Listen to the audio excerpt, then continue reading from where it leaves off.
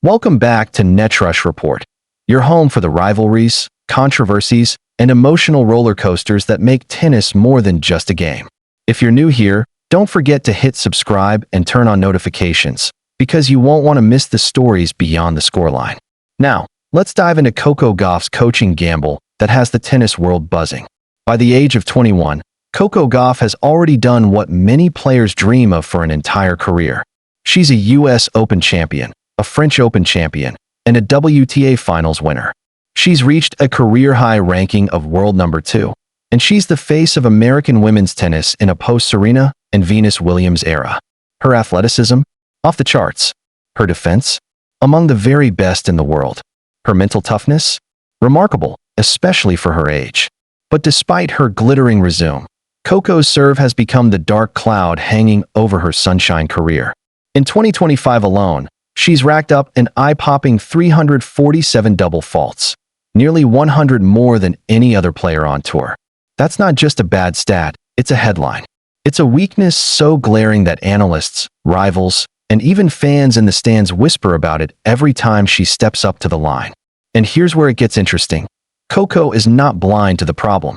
She's been actively trying to fix it. But every attempt has come with new drama. Last autumn, Coco brought in technique specialist Matt Daly, a coach known for breaking down mechanics and rebuilding serves from scratch. The partnership seemed promising at first, but cracks appeared quickly. By the time she played the Canadian Open and Cincinnati Open, her serve was a liability again. And by the US Open, the partnership was over. Now, Coco has turned to Gavin McMillan, another renowned technique expert. She's banking on his ability to refine her service motion and reduce those costly double faults. And here's the thing, early signs are promising. Despite a shaky US Open campaign, Coco has looked sharp at the China Open, powering her way into the semifinals. But the debate isn't over. Not everyone thinks she's addressing the right problem. To truly understand the criticism, you need to know who Elena Dementieva is. A Russian star of the 2000s, Dementieva was once ranked world number 3, a Grand Slam finalist, and the 2008 Olympic gold medalist. But her career was overshadowed by one flaw, her serve. She famously admitted after losing the 2004 French Open final, "I just do not know how to serve." She hit 10 double faults in that match alone. Sound familiar? So when Dementieva looks at Coco Gauff, she sees a younger version of herself, except with one key difference. Dementieva believes Coco's focus shouldn't be on her serve at all. Instead, she points to Gauff's forehand, calling it the true weak spot. "I'm surprised she chose a serving specialist," Dementieva said. "She wins Grand Slams with those double faults. The forehand is what really needs work." That's a bold statement, and it's shaken up the tennis conversation. So let's dig into the numbers. The serve problem. Coco leads the tour in double faults in 2025. In pressure moments, her first serve percentage often dips below 50%. Opponents know they can attack her second serve, breaking her rhythm. The forehand problem. Her forehand has long been criticized as inconsistent and mechanical. Analysts argue that opponents target it relentlessly, forcing errors. Even fans online debate whether her forehand limits her ability to dominate. So which is the bigger issue? The serve that gives points? Or the forehand that breaks down under pressure? This is the central debate Elena Dementieva has reignited. Here's the fascinating part.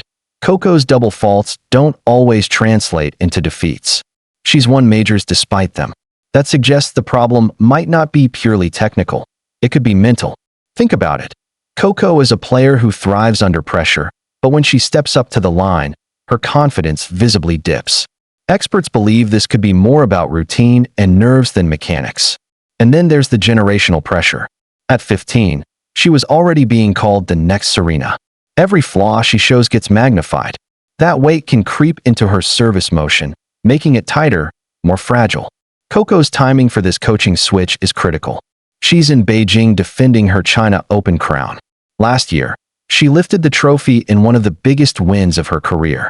Now, with Aryna Sabalenka out and Iga Swiatek already eliminated, Coco is the top-ranked player left in the draw. She has a golden chance to not only silence critics, but also make history as the first woman to defend the Beijing title. And waiting for her in the semifinal? Fellow American Amanda Anisimova, another young star with everything to prove. If Coco can win this title with her serve intact, it could mark the start of a new chapter. Tennis Twitter, Reddit, and forums have lit up with debate. Some fans cheer Coco's decision, saying it shows maturity to address her serve before it becomes a career-derailing issue. Others side with Dementieva, arguing that her forehand will ultimately hold her back from consistent dominance. One fan wrote, "She can win with double faults, but she won't win if her forehand keeps breaking down in rallies." Another replied, "Her serve is mental, not technical. A new coach won't fix that." The divide shows just how much pressure Coco is under, and how invested the tennis world is in her journey. Coco isn't the first superstar to wrestle with a glaring weakness. Maria Sharapova struggled with double faults, but worked through it. Serena Williams famously rebuilt her serve to become the greatest of all time. Novak Djokovic once had a suspect serve, but after working with coaches, turned it into a weapon. The question is, can Coco follow that path? Or will she end up like Dementieva, great, but never quite able to overcome the flaw? This coaching decision could shape Coco's legacy. If McMillan helps her fix her serve, she could dominate the next decade, winning majors at a pace we haven't seen since Serena.